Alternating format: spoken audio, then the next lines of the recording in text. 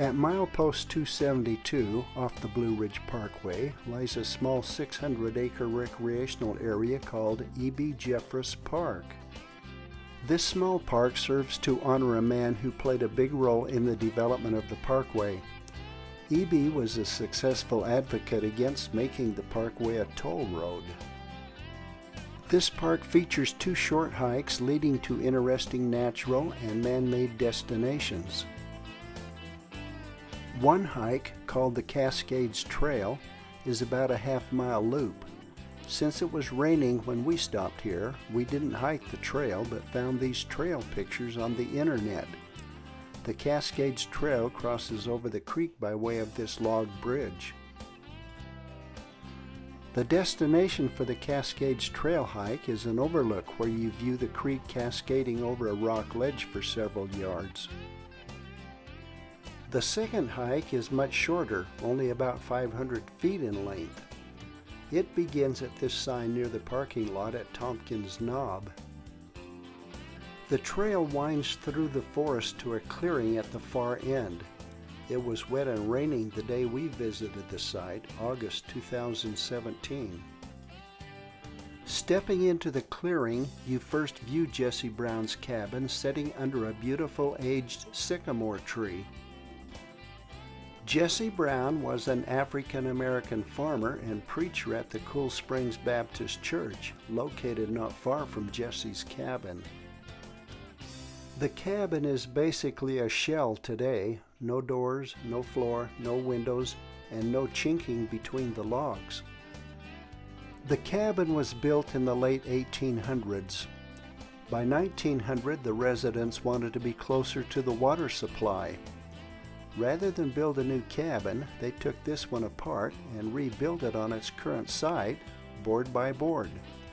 The move was about a half-mile from its original location. The cabin was home to several tenant farmers who tended cattle and sheep for Colonel John Horton, a prosperous resident of Lenoir, North Carolina. The Jesse Brown family was one of the early tenants. A building called the Cool Spring Baptist Church is located near the Jesse Brown cabin.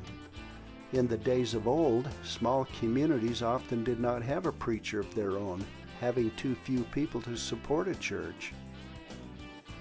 Thus, traveling preachers called circuit riding preachers would come through and preach for a day. They usually preached outdoors in the open, the church being used when the weather was not comfortable enough to be outside. The information sign explains the process. One has to wonder why traveling preachers were needed, since Jesse Brown was a proclaimed preacher. Anyway, the traveling preachers usually stayed overnight with Jesse and his family in Jesse's cabin. Down a short path from Jesse's cabin is a spring house. Having access to this water was the reason Jesse's cabin was moved to its present location. The spring house was built usually right close to the spring source, sometimes right over the spring. The structure was primarily to keep large animals out of the spring. A hollowed-out log inside the spring house picked up the water flow. Placed in a nearly level position, the makeshift ditch became a good place to put the eggs, butter, milk, and other perishables to help keep them cool. The outlet side of the water flow was set at an elevation to make filling the water bucket much easier.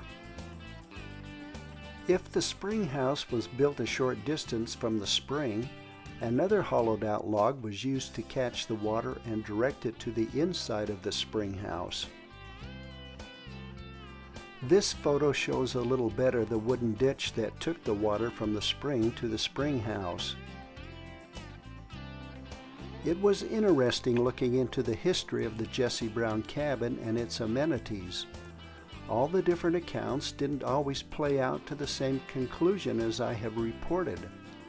Oftentimes, history is interpreted to suit the interpreter, so you might have to take some of this Jesse Brown history with a grain of salt. Still, the story is interesting and probably is close to the truth.